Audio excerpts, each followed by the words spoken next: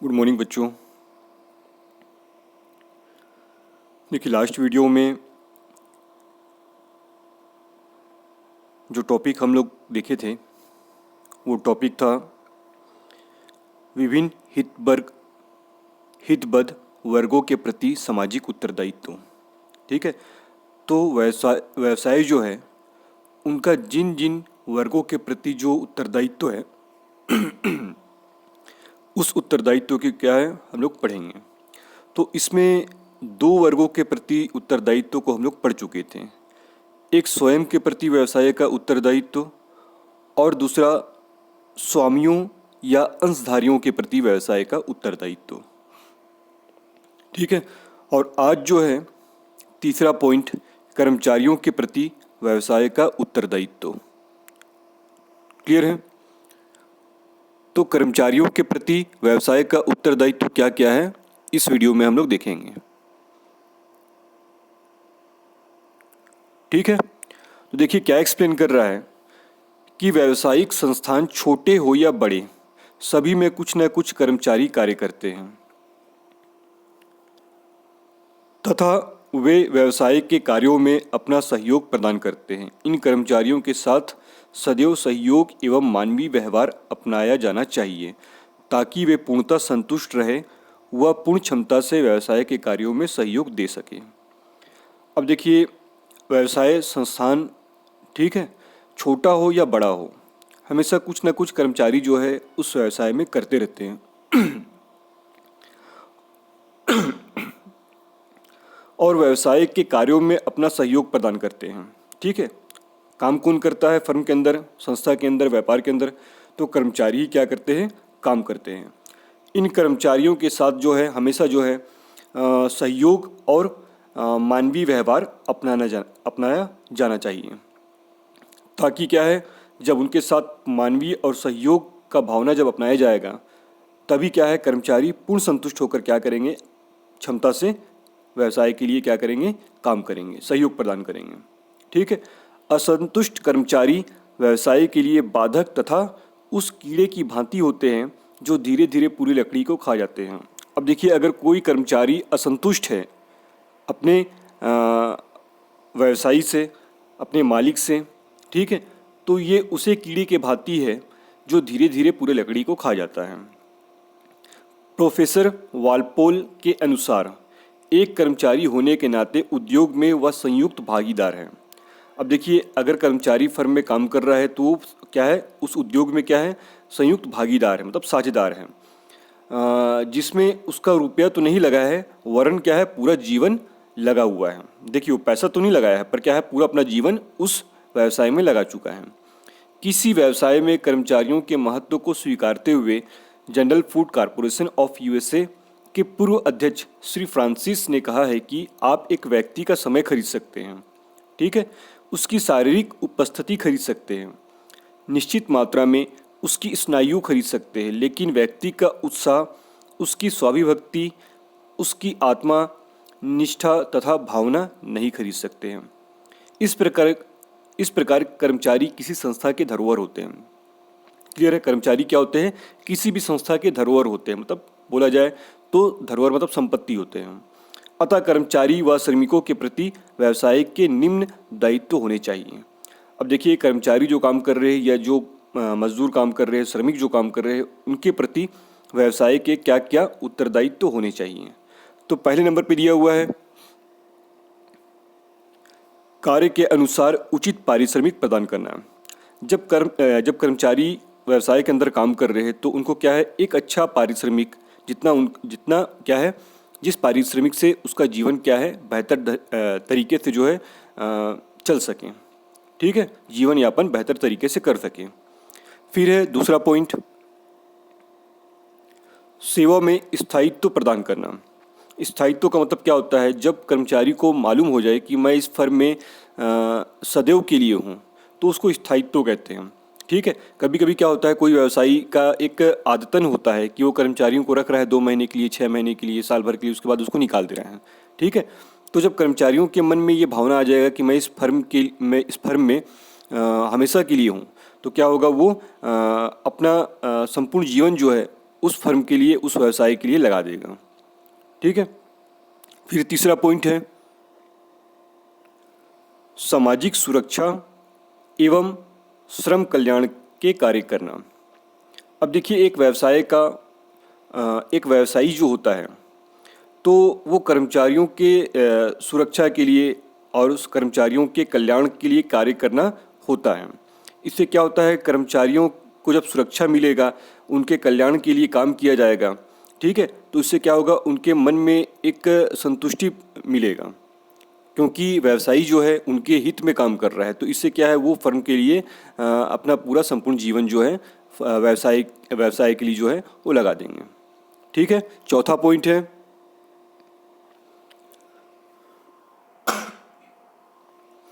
प्रेरणात्मक मजदूरी प्रणाली अपनाना।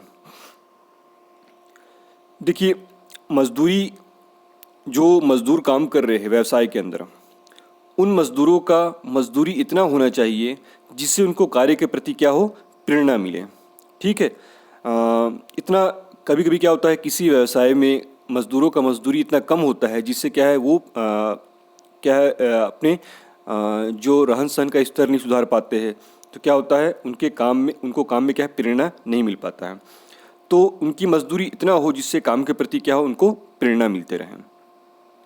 फिर है पांचवा पॉइंट लाभ भागिता या सहभागिता प्रणाली लागू करना। अब देखिए, लाभ भागिता क्या होता है, सहभागिता क्या होता है। व्यवसायी को जितना भी लाभ हो रहा है उसमें कुछ ना कुछ अंश कर्मचारियों के लिए भी रखें। ठीक है। साल भर में या महीने भर में जितना भी लाभ हो रहा है, ठीक है, उसमें कुछ ना कुछ अंश अपने कर्मचारियों के लिए, अपने मजदूरों के लिए रखें। इससे क्या होगा, जब उस लाभ का व्यवसाय में होने वाले लाभ का अंश जब कर्मचारियों को मिलेगा तो क्या होगा, उनके काम में क्या होगा, उनको प्रेरणा मिलेगा, क्योंकि उनके अंदर जब ये भावना आ जाएगा कि जो व्यवसायी जो है वो हमारे हित के बारे में भी सोचता है। ठीक है। फर्म के लाभ से जो है फर्म के लाभ में जो है हमें भी भागीदार बना रहा है। तो इस तरह से क्या है, उन्हें काम के प्रति प्रेरणा मिलेगा।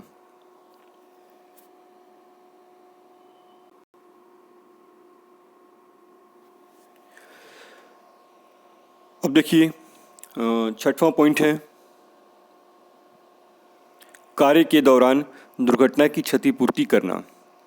कभी कभी क्या होता है, किसी व्यवसाय में कार्य के दौरान एक्सीडेंट होना, ठीक है, उससे क्या होता है कि कर्मचारी जो काम करते हैं वो इंजर्ड हो जाते हैं। तो दुर्घटना जो हुआ है, जिस कर्मचारी के साथ दुर्घटना हुआ है, उनके लिए एक अलग कोष बनाना, ठीक है, कर्मचारी क्षतिपूर्ति कोष के नाम से खोला जाता है। ठीक है। तो उस कोष में से जो है कर्मचारियों को क्षतिपूर्ति कराना। इससे क्या होता है कि देखो क्या होता है कि कर्मचारी या मजदूर जो होते हैं उनका मजदूरी या जो वेतन होता है बहुत कम होता है। तो अगर कोई एक्सीडेंट होता है फर्म के अंदर, ठीक है, काम के दौरान कोई अगर दुर्घटना होता है, तो उससे वो अपने वेतन से, अपने मजदूरी से उस दुर्घटना का जो है इलाज नहीं करवा पाते हैं। तो इस तरह से क्या होता है, जब व्यवसायी जो है एक अलग कर्मचारी क्षतिपूर्ति कोष बनाकर रखे रहता है, तो उससे क्या होता है कि कर्मचारियों को अलग से खर्च नहीं करना पड़ता है, वो व्यवसायी की तरफ से मैनेज कर लिया जाता है। फिर है छठवां पॉइंट पदोन्नति के समान अवसर प्रदान करना। मतलब प्रमोशन के क्या है, समान अवसर प्रदान करना। प्रत्येक कर्मचारी के लिए क्या है, एक समान अवसर होना चाहिए प्रमोशन के लिए। ठीक है। इससे क्या होता है कि सारे कर्मचारियों के मन में भेदभाव नहीं होता है, उनको मालूम होता है कि सभी के लिए क्या है, समान अवसर है प्रमोशन के लिए। ठीक है। उसके बाद है आठवां पॉइंट अपनत्व की भावना विकसित करना।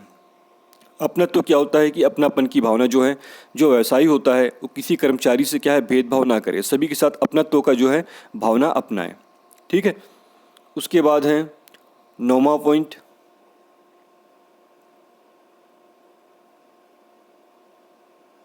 देखिए, नौवां पॉइंट में क्या बोल रहा है, सेनानी वृत्ति या वृद्धावस्था में कल्याणकारी सहयोग। सेनानी वृत्ति मतलब रिटायरमेंट।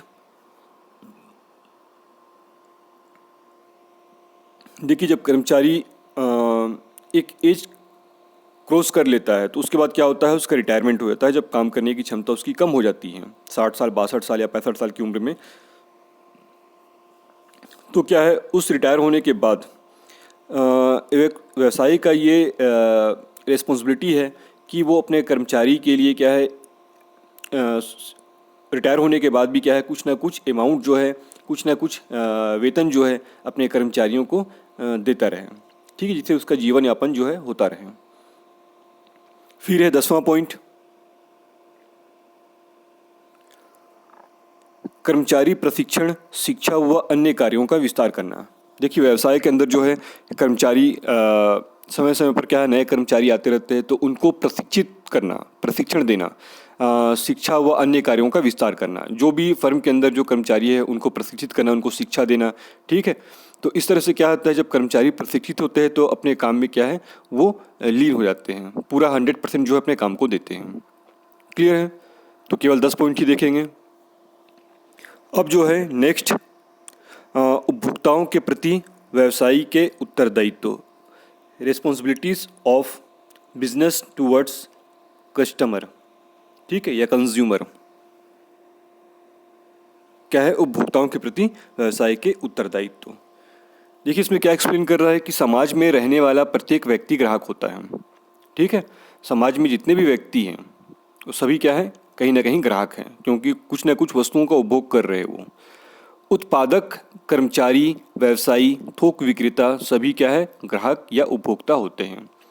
व्यवसाय की संपूर्ण क्रियाएं मात्र ग्राहक के लिए की जाती हैं।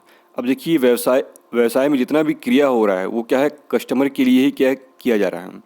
वर्तमान में व्यवसाय उपभोक्ता प्रदान हो गया है। अब देखिए अभी करंट जनरेशन जो है, करंट में अगर बोला जाए तो जो व्यवसाय जो है वो क्या है, उपभोक्ता प्रधान है। मतलब सारे एक्टिविटीज़ जो है वो उपभोक्ता के लिए, कस्टमर के लिए किए जा रहे हैं। ग्राहक बाजार का राजा होता है। क्या होता है, ग्राहक जो होता है वो बाजार का राजा होता है। ग्राहक की संतुष्टि ही व्यवसाय की सफलता है। देखिए जब तक कस्टमर सेटिस्फाइड नहीं होगा, ठीक है, जब तक कस्टमर सेटिस्फाइड नहीं होगा तो व्यवसाय क्या है, सफल नहीं हो पाएगा। पीटर एफ ड्रफर का कहना है कि ग्राहक व्यवसाय की नींव या बुनियाद होता है। जो ग्राहक होता है क्या होता है, व्यवसाय की नींव होता है, बुनियाद होता है, और वही इसे कायम रखता है। जब तक ग्राहक चाहे तो उस व्यवसाय को खड़ा रखेगा, और अगर ग्राहक मन में ठान ले कि नहीं इस वस्तुओं का उपभोग नहीं करना है, ठीक है, इस कंपनी के वस्तु का उपभोग नहीं करना है, तो वो क्या है, व्यवसाय जो है धीरे धीरे अपना जो है वर्चस्व खोता चला जाएगा। ग्राहक सदैव सही होता है आदि अनेक महत्वपूर्ण बातें हैं। देखिए कुछ भी हो जाए हमेशा ग्राहक को ही सही बोला जाता है। ऐसी अनेक महत्वपूर्ण बातें जो है वो कहीं ना कहीं ग्राहक के बारे में बोला गया है। अतः व्यवसाय को ग्राहक संतुष्टि का ध्यान रखते हुए निम्न उत्तरदायित्वों को पूर्ण करना चाहिए। अब देखिए क्या क्या उत्तरदायित्व है व्यवसायी का ग्राहक के प्रति, ठीक है, उपभोक्ताओं के प्रति। तो पहला पॉइंट जो दिया हुआ है, वस्तु का उचित मूल्य लेना।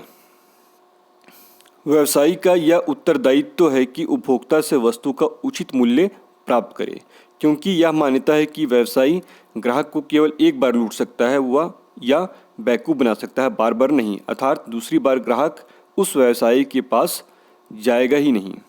ठीक है, अब देखिए क्या बोल रहा है पहला पॉइंट में, वस्तु का उचित मूल्य मतलब सही मूल्य लेना।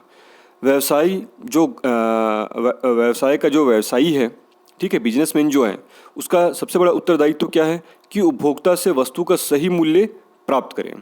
ठीक है, क्योंकि यह मान्यता है, यह माना गया है कि व्यवसायी ग्राहक को केवल एक ही बार लूट सकता है। जैसे आप किसी दुकान में जा रहे हैं माल परचेज करने, तो अगर आपको 10 रुपये का सामान 20 रुपये में देता है तो क्या आप उस दुकानदार के पास दोबारा माल लेने जाएंगे? नहीं जाएंगे। ठीक है, तो वो केवल आपको एक ही बार लूट सकता है। जब आपको मालूम चल जाएगा कि नहीं उसने मुझे लूटा है, तो आप उसके दुकान में दोबारा नहीं जाएंगे। ठीक है, तो यही चीज़ है कि एक व्यवसायी को क्या है, अपनी वस्तुओं को उचित मूल्य पर बेचना चाहिए। फिर है दूसरा पॉइंट, उचित वस्तु का ही विक्रय।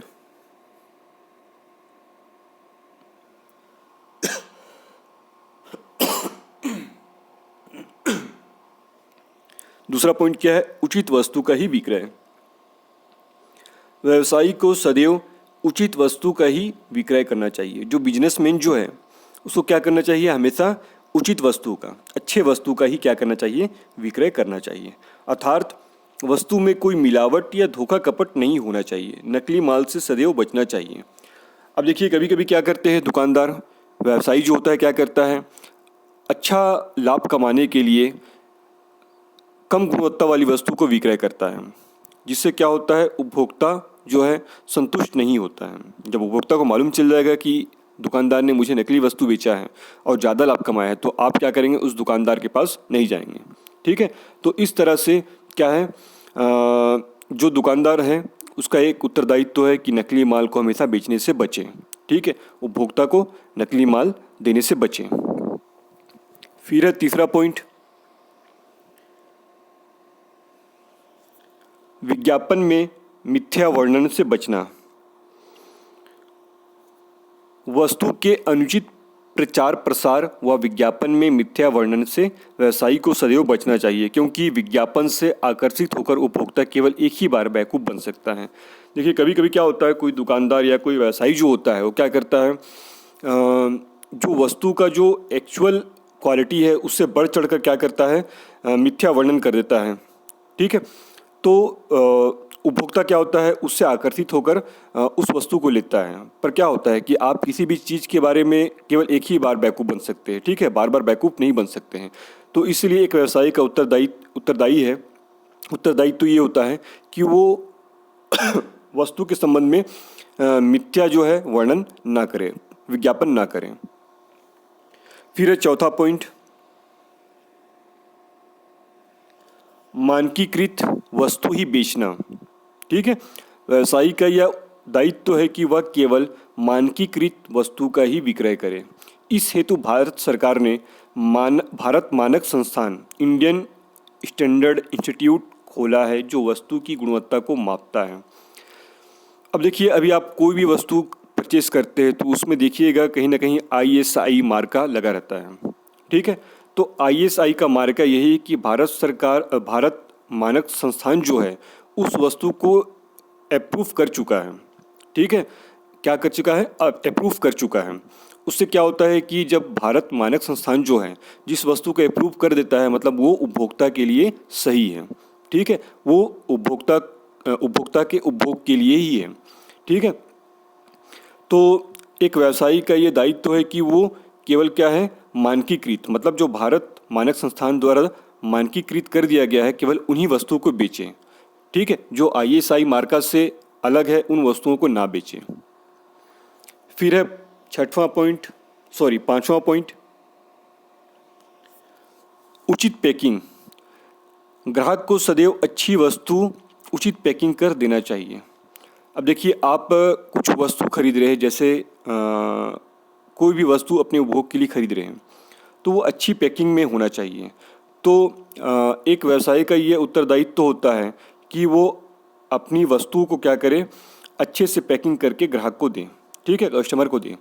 अच्छी पैकिंग, खराब माल के नियम से सदैव बचना चाहिए। देखिए कभी कभी क्या होता है कि अच्छी पैकिंग होता है पर अंदर में क्या है, खराब माल होता है, तो उसके नियम से क्या है, सदैव व्यवसायी को बचना चाहिए। पैकिंग पर इतना ही करना चाहिए जिससे वस्तु की गुणवत्ता में कमी ना आने पाए। अब देखिए, पैकिंग भी वस्तु का इतना होना चाहिए जिससे वस्तु की गुणवत्ता, जो क्वालिटी है, उसमें कमी ना आए। फिर है छठवां पॉइंट, शिकायतों पर ध्यान देना।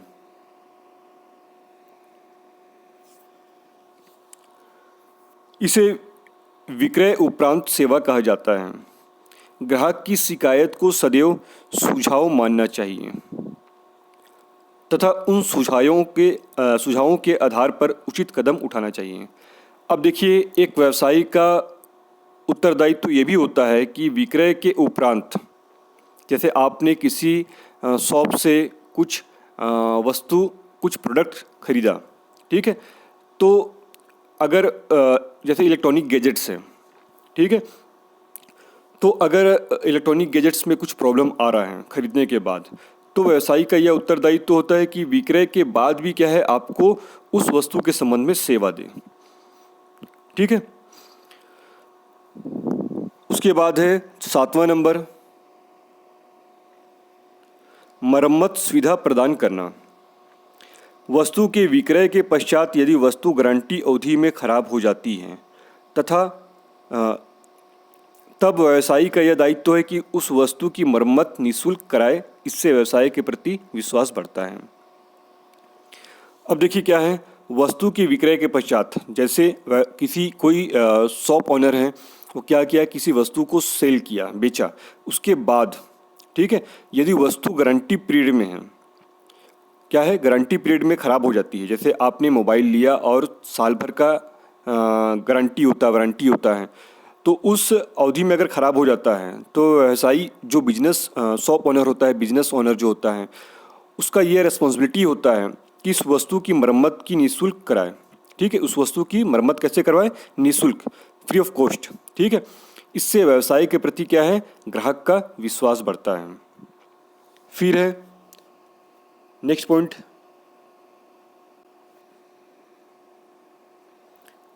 फिर देखिए नेक्स्ट पॉइंट क्या है, विक्रय वापसी की सुविधा।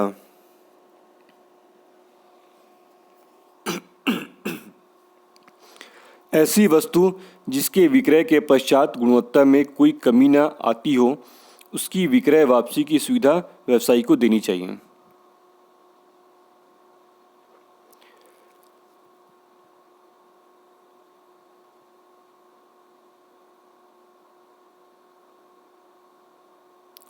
अब देखिए, कभी कभी आप कुछ ऐसी वस्तुओं को परचेज कर लेते हैं जो आपको परचेज कर लेने के बाद उस वस्तु को क्या है, आपको पसंद नहीं आ रहा है। ठीक है, वस्तु तो आपने परचेज कर लिया पर आपको क्या है, पसंद नहीं आ रहा है, तो उस वस्तु को क्या है, वापस करने का सुविधा व्यवसायी को देना चाहिए। इससे क्या होता है, आपका जो विश्वास है उस व्यवसायी के प्रति क्या है, बढ़ता है। ठीक है, तो इस तरह से एक व्यवसायी का उत्तरदायित्व तो ये भी है कि विक्रय के बाद विक्रय वापसी की सुविधा अपने उपभोक्ता को दें।